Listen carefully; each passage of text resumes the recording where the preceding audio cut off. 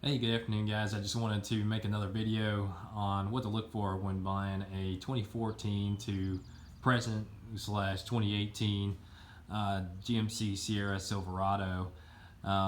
There's actually a lot of topics or a few little minor issues on these trucks that you need to look for whenever you're buying one. Typically, with trucks these days, they are extremely expensive. I think the last truck um, that I bought of this similar caliber was back in 2008. It was an '04 Avalanche, and I literally paid probably about a third of what I paid for this truck. So with that being said, I'm just going to walk you through some of the things that you're going to need to look at since these trucks are so expensive whenever you're looking to buy one. First and foremost, the most expensive thing that I've seen on these trucks, if you're looking up in the forums, is the air conditioning systems. 14, 15, and I think 16 maybe even had some issues with the AC condenser up here in the front. They had a faulty weld, and what happens over time, and it's typically within the first 50,000 miles, is that thing will crack and it will leak all the Freon out. And if you have the dealer replace it or the truck's not under warranty, you're probably looking at an $800 to $1,000 job. I mean, you can do it yourself. You probably do it yourself about 200, 250 bucks. But if you're not mechanically inclined, you will have to pay somebody to do that. Typically, from what I've seen on the forums, is if you complain enough, GM will pick up probably half the bill on that.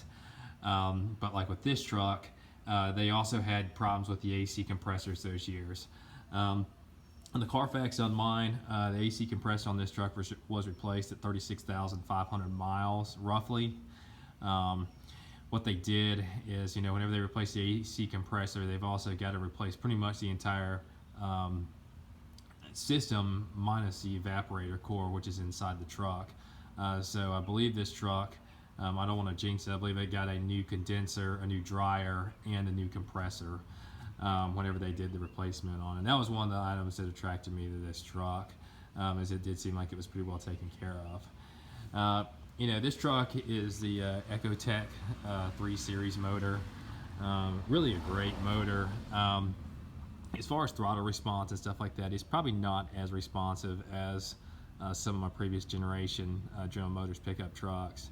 It does some weird starting stuff, and that's due to the direct injection. But overall, I mean, when you mash down on it, it does have the power. One of the things you have to look for on these trucks is it's got a AFM, active fuel management. I've had 2 or 3 trucks with it, never really had any issues. I did have a 2007 that had about 95,000 miles on it that was starting to make a little bit of a ticking noise, and it got to where it was kind of constant. So it was lifted, and I kind of just made the decision just to go ahead and trade it in, because number one, didn't want to have any problems down the road, had some miles on it, and then also I couldn't fit in any parking decks or anywhere like that when I had to go to the airport. So what I'll probably end up doing with this truck is still under warranty, at least under the powertrain warranty. I will probably end up putting a Diablo tuner on this truck once it's out of warranty. Either that or getting one of those things that plugs into the OBD2 port that puts a load on the motor. It tells the computer there's a load on the motor, and keeps the AFM turned off. But at the same time, I've heard that there's battery draw issues with those, and this one does sit a good bit whenever I'm out of town. So in order not to come back to the airport with a dead truck, I'll probably just put the Diablo tuner on it. Another thing you want to look for in these trucks is any of the Z71s that I've had. For some reason down south, these boys like to run these trucks to the mud and stuff like that. So what you want to do is you want to get up under this truck and make sure there's no mud up underneath it. That's a really big thing on these trucks. The other thing is too, is if you can buy a truck, if you're going to already level the truck, like I bought this truck already leveled, or you can negotiate it into the deal, I'd go ahead and do it. One of the things that also attracted me to this truck is that it's already leveled, and it hadn't been run through the mud, which is typically kind of rare in that instance. So one of the other things too is it already had the big tires on it. Typically most guys that run a leveling kit on these are going to be running, I think these are 275s if I remember it's making 275 65 R20s, or they're going to be running 285 65 R20s. And those tires, I mean, a set of these tires is probably about $1,000, $1,200 mounted and balanced. I mean, if you get a set of BFG, something like that, you're probably closer to $1,200, $1,300, $1,400 depending on the type you get. One of the other things I want to talk about too on these trucks, and it didn't really bother me that much on this one, you know, you can always have them refinished and whatnot, but any chrome wheel I've ever had on any type of truck, it didn't matter if Ford, GM, Dodge, you're always going to get some corrosion like this. I mean, doesn't it drive me crazy a little bit? Yeah. But you know, it's something else that you want to look at if you are looking at one of these trucks, because this is, I mean, it's fairly common. And if it drives you nuts, you may just want to either buy a new one or lease you one. But the way I see it is the truck's going to get dents and scratches in it no matter what, whether it's on the wheels or if it's on the truck itself. So, you know, it's just one of those things. I don't see it, you don't see it going down the road, so it really doesn't bother me that much. And for lack of better words, I keep my trucks for probably 2 or 3 years, and then I trade them off or get something else. So to me, it just was not worth the extra expense to get a brand new truck. And not only that, we're trying to save for our daughter's college and everything. So, you know, brand new truck, got to give somewhere. Another thing I want to talk to you guys about too is the interior. One of the things I want you to check is a lot of these trucks, man, a lot of rednecks on these things, you know, call it, you know, rich rednecks, whatever you want to. Always check them for smoke smell. A lot of these dealers are pretty good at hiding the smoke smell in them. This is a non-smoker truck, but a few of them I looked at did definitely have the smoke smell in them. And you know, it's just something you want to check. Another thing is too, is if you like the air conditioned seats, if you're in a hot climate somewhere, they actually ended air conditioned seats in 2016. So essentially it's just like a recirculated air seat for 2016. And that's all the way up to present. So 2014, 2015 are the only one with air conditioned seats. Another one that this truck doesn't have is it doesn't have the Apple iPod whatever charger that's in the center console here, but I've got a friend that's got a 16, and you got to buy some $50 connector for it. Don't quote me on that price. I know someone's gonna flame me for that in order to get it to work. So that's something else you want to look at too.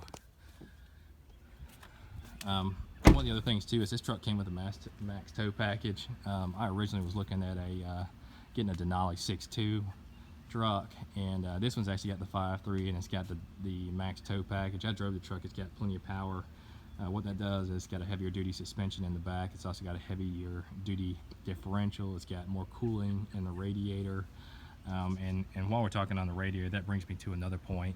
2014, 2016 trucks are notorious for radiator failure. So what essentially happens is the the thermostat gets, whenever it closes, it creates too much pressure, and it puts microscopic cracks in the radiator. There's actually a technical service bulletin out there for this. I think the trucks are actually warranted for 5 or 6 years, 100,000 miles. So if you do have a radiator failure, take it up there, show them the service bulletin, it's online. And they should be replacing the thermostat and the radiator for free. So one other thing to look out for, I have been watching coolant levels on this truck. Nothing's really changed on it. Knowing my luck, we'll get to 100,000 miles, the thing will blow up. But hopefully by then someone will have a aftermarket aluminum radiator I'll stick in it. Either that or the truck may not even be around then with the way I go through cars. So that's another thing to look for. But back to the max tow package. So the max tow package on this truck was leveled. It has WeatherTech liners in it. It has the toolbox on it, sidebars leveled, had everything I wanted on it minus the 6.2. The truck had plenty of power. Probably get a trailer to pull this thing around on occasion and to pull, you know, whatever toys I end up buying, you know, wife pending. But so it worked for me, and you know, it saved probably $10,000–$12,000 on top of that as well. So been real happy with the truck. You know, knock on wood, no problems out of it. I've had a bunch of these General Motors trucks. You know, some people love them, some people hate them. You know, the thing about it is I work in the automotive industry, Now, a lot of the parts roll off the same assembly line for this truck that are sourced from overseas. They get Ford parts coming off the same line somewhere down the road. So a lot of the electrical motors and all that junk, everybody's Ford, Chevy, Dodge, a lot of them are coming from the same place, and a lot of people don't understand that. The other thing to check too on these trucks is, you know, you want to always check the cabin air filter on these trucks. You can actually replace these. You just got to take this out. It's got like 4 screws in there. I watched a guy on YouTube do it, change it out, put a one that's got Arm & Hammer baking soda in it or some crap like that, and truck smells nice. Trying to think what else we got to look out for on these trucks. Now, another thing to look out for too, I hadn't really seen a whole bunch of issues with it, but I've had them on my Ford trucks, is check the headliner, make sure the headliner's not leaking, or the bed light is not leaking into the interior and staining the headliner. Let me get that corrected. So just, you know, you want to look for that whenever you're buying one. The other thing is too, check your trailer brakes. If you've got a guy there, just have him check them out. I bought a truck one time, hooked it up, trailer lights didn't work, hooked up to the trailer, and they never worked. You had to go, they wanted to replace like a $500 module on it, and I was like, well, you know, I'll take my chances, and you know, we'll figure something out. And finally just traded the truck in. It was a Dodge. It had so many problems, I just got rid of it. Literally only had it for 6 months. The other thing I can think of too, while I'm on it, is the sway bar brackets or bushings are real bad about squeaking on these. So easy fix. I mean, get some white lithium grease sprayed up under there. I mean, probably something you should be doing maintenance wise anyways, is just making sure all the bushings are greased. And then, you know, that way it's not making noise. So one of the sway bar brackets was making noise on this one. White lithium grease, hadn't had a problem since. Really, I mean, these trucks really don't have a bunch of problems. You know, I wanted one with the 6-speed in it, you know, and obviously the 6.2s are coming with the 8-speed. And the reason is, you know, there's some people on the forums, you know, that aren't really happy with the 8 speeds. I've had really good luck with 6 speeds. A lot of people don't remember, but the 6-speed was actually developed with GM and Ford, kind of like the 10 speeds are now. And, you know, knock on wood again, hadn't had any problems out of any of the 6-speed trucks that I've had. So that may be like a personal preference thing. You know, go drive one, see what you think, and then, you know, make the decision from there. As far as the AFM lifters go, the biggest thing there is just keep up with your maintenance. You know, when you crank the truck up, or you're going to go look at one, make sure the truck's cold when you get there. You know, crank it up, listen to it. It's making a lot of racket. You know, General Motors trucks do have a little bit of piston slap, but you know, if it's making a really loud ticking noise, it's probably the lifters are on the way out, or it's already damaged. And then, you know, run away as fast as you can. So from what I've seen, it's kind of hit or miss. A lot of the 5.3s with the AFM lifters go for a really, really long time. But, you know, most of the success I've seen is guys just deleting it out. And that's what will end up happening to this truck. I think the gas mileage savings is 1 mile per gallon. You know, and if you take, in effect, 1 miles per gallon, even over 200,000 miles, it's not nearly the cost of what a new engine would be for one of these things. Plus the tuner. So that's why this truck, once it's out of warranty, it'll be getting a tuner. Hope that helps you guys you know, understand some of the things to look out for when buying one of these pickup trucks. I tried to cover everything that I could that came to the top of my head that's a common known problem. If I'm missing anything, feel free to chime in and you know, make note of it. But thanks, and have a great afternoon.